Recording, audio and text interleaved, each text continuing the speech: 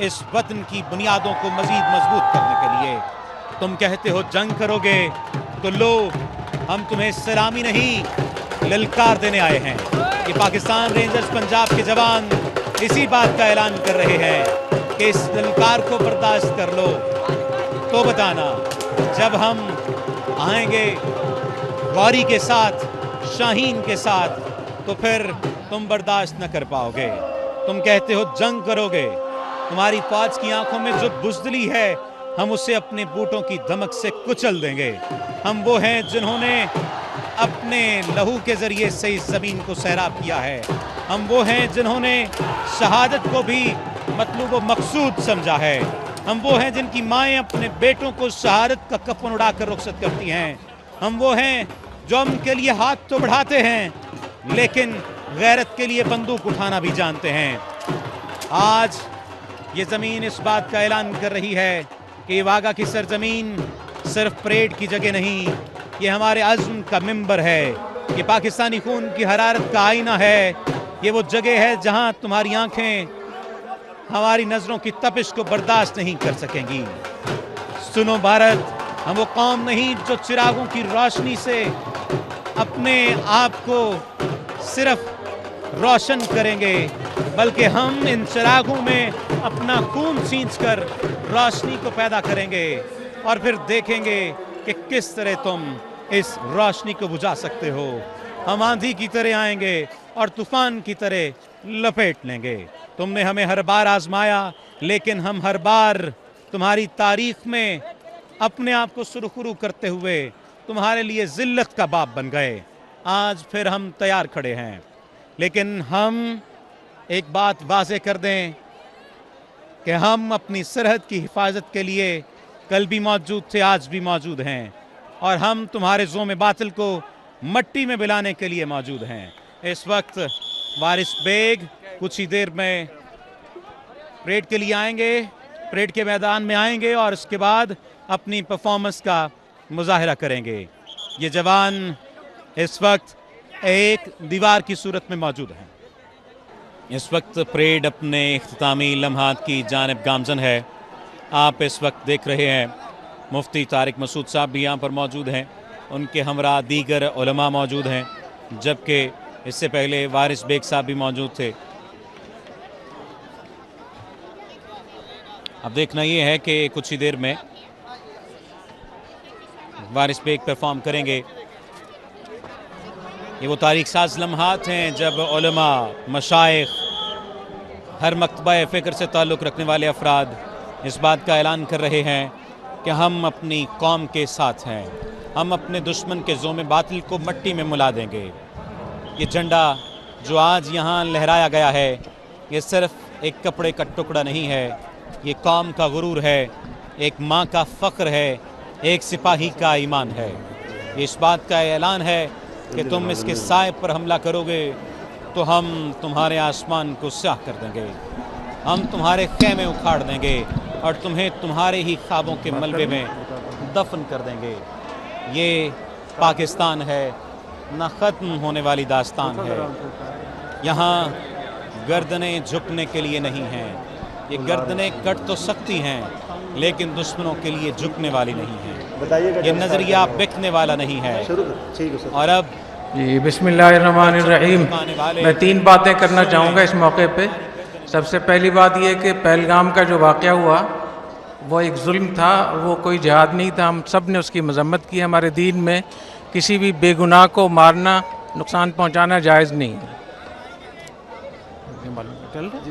جی دوسری بات یہ کہ اس واقعے کے بارے میں ہندوستان کا یہ الزام ہے، مودی حکومت کا، کہ پاکستان کے اوپر الزام لگ رہا ہے۔ تو اس موقع پہ میں جی بسم اللہ الرحمن الرحیم، کراچی سے علماء کا ایک بہت موقر وفد یہاں ہماری حاضری ہوئی ہے تاکہ ہم اپنی افواج کو سپورٹ کریں، اور ان موجودہ حالات میں ہمارے لیے اس سے بہتر کوئی عبادت نہیں ہے کہ ہم اپنی فوج کے ساتھ کھڑے ہوں اور اپنے جوانوں کی سپورٹ کریں، ان کی مدد کریں۔ میں اس موقع پہ 3 باتیں کرنا چاہتا ہوں۔ پہلی بات یہ کہ پہلگام کا جو واقعہ ہوا، یہ ہمارے دین میں، ہمارے آئین میں اس کی کوئی گنجائش نہیں، یہ شرعاً جائز نہیں تھا، یہ حرام تھا، ظلم تھا، اور کوئی بھی مسلمان اس کی حمایت نہیں کر سکتا۔ کسی بھی بے گناہ کو مارنا ہمارے دین میں بالکل اس کی اجازت نہیں ہے۔ دوسری بات یہ کہ ہندوستان پاکستان پہ اس کا الزام لگا کر بہانہ بنا رہا ہے، تو اس موقع پہ ہمیں یہ چاہیے پاکستان ہندوستان کو کہ ایک تیسرے فریق پر ہم اعتماد کریں، اور تیسرا جو فریق ہے اس میں 3 ملک ہونے چاہیے، ایک ہندوستان کا ایک دوست ملک ہو جو ان کے نزدیک قابل اعتماد ہو، ایک پاکستان کا دوست ملک ہو، اور تیسرا مشترکہ دوست ہو۔ تو یہ تینوں ملک اس بات کی تحقیق کریں، اس سے پہلے کسی پر الزام لگانا درست نہیں ہے۔ تیسری بات یہ کہ جس طریقے سے مودی حکومت کی طرف سے پاکستان پہ جارحیت کی بات ہو رہی ہے اور مختلف قسم کے الزامات لگائے جا رہے ہیں، اس موقع پہ ہم ان سے بھی کہنا چاہتے ہیں کہ آپ آرام سے رہیں اور پاکستان کو نہ چھیڑیں۔ اور مجھے ایسے معلوم ہوتا ہے جیسے حدیث شریف میں جو غزوہ ہند کی بشارت ہے، اس کے اسباب خود مودی حکومت اس کے لیے انتظامات کر رہی ہے۔ نبی کریم صلی اللہ علیہ وسلم نے ارشاد فرمایا کہ 2 جماعتیں جنت میں جائیں گی، جہنم سے محفوظ ہوں گی، ایک وہ جماعت جو ہندوستان سے جہاد کرے گی، اور ایک وہ جماعت جو عیسیٰ علیہ السلام کے ساتھ ہوگی۔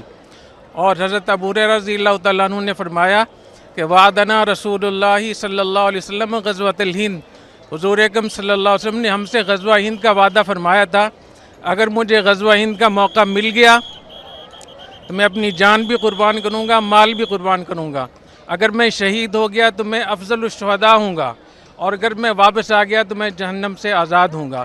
تو میں یہ سمجھتا ہوں کہ ہمیں مودی کا اس حوالے سے شکریہ ادا کرنا چاہیے کہ ہمیں وہ غزوہ ہند کے لیے تیار بھی کر رہا ہے، اور میرا یہ خیال ہے کہ جو ہمارے چیلنجز تھے، آپس کے اختلافات تھے، حکومت کے، اپوزیشن کے، فوج کے بارے میں بہت ساری آراء تھیں، تو مودی کی اس جارحیت کی وجہ سے ہمارا پورا ملک اکٹھا ہو گیا ہے، ہم اپنی فوج کے ساتھ ہیں، اور ہمارے اندرونی بیرونی مسائل سارے اس وجہ سے حل ہو رہے ہیں۔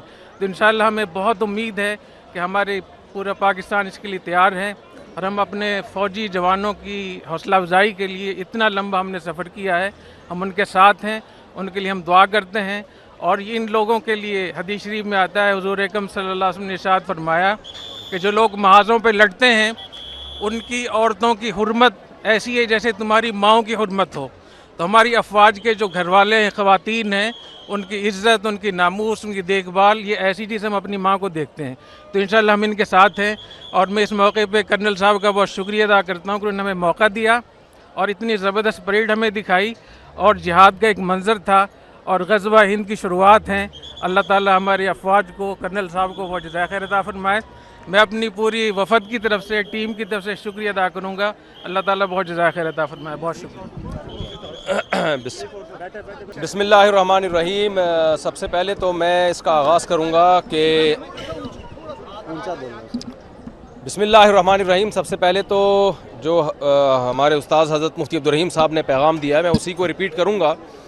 دیکھیں، انڈیا اور پاکستان کی عوام کا مسئلہ نہیں ہے۔ انڈیا میں ہندو ہیں، سکھ ہیں، عیسائی ہیں، مسلمز ہیں۔ پاکستان میں بھی ہندو بھی ہیں، سکھ بھی ہیں، میجورٹی مسلمانوں کی ہے، عیسائی بھی ہیں، یہ سب ایک جان ہے۔ ہم جب دوسرے ملکوں میں جاتے ہیں تو میں نے دیکھا ہے کہ ایک ہی پلیٹ میں بیٹھ کے کھا رہے ہوتے ہیں، پاکستانی بھی اور انڈین بھی۔ کوئی فرق نہیں ہے انڈین پاکستانیوں میں، کلچر سیم ہے، زبان سیم ہے۔ وہ اس اردو کو وہ ہندی کہہ دیتے ہیں اور ہم ہندی کو اردو کہہ دیتے ہیں، تو کوئی فرق نہیں ہے۔ نہ انڈیا سے ہماری دشمنی ہے، نہ انڈیا کی پاکستان سے دشمنی ہے۔ یہ ایک گورنمنٹ ہے مودی، جس نے دماغ خراب کیا ہوا ہے، جس کا اپنی کھوپڑی آؤٹ ہوئی ہوئی ہے، اور ساری دنیا کو وہ بدامنی میں ڈال رہا ہے۔ تو انڈین کو بھی چاہیے، پاکستانیوں کو بھی چاہیے، ایک انسان کو قابو میں لائیں۔ آپ ایک کی کھوپڑی کو سیٹ کر دیں گے، پوری دنیا میں امن ہو جائے گا۔ اس کی کھوپڑی خراب ہو گئی ہے۔ پہلگام میں اس نے خود وہ کیا ہے جو کچھ کیا ہے۔ پہلگام میں جو کچھ ہوا ہے، بے گناہ لوگ مارے گئے ہیں، ہم اس کی بھرپور مذمت کرتے ہیں۔ اسلام تو میدان جنگ میں بوڑھوں اور بچوں کو قتل کرنے کی اجازت نہیں دیتا، وہ سیاحوں کو قتل کرنے کی کہاں سے اجازت دے گا؟ تو پاکستان کا اس پہلگام والے واقعے سے کوئی تعلق نہیں ہے، اور اس واقعے کی ہم بھرپور مذمت کرتے ہیں۔ اور جو ظلم پہلگام میں لوگوں پر ہوا، انڈین پر ہوا، ہم اس میں انڈیا کے ساتھ ہیں، انڈیا والوں کے ساتھ ہیں۔ تو ایک آدمی کی کھوپڑی خراب ہوئی ہوئی ہے، سب کو مل کے اس کی کھوپڑی کو ٹھیک کرنے کی ضرورت ہے۔ جنگ کی دھمکیاں دے رہا ہے وہ، میں یوں کر دوں گا، میں یوں کر دوں گا، جھوٹا الزام ہمارے اوپر ڈال دیا، ثبوت بھی دیے۔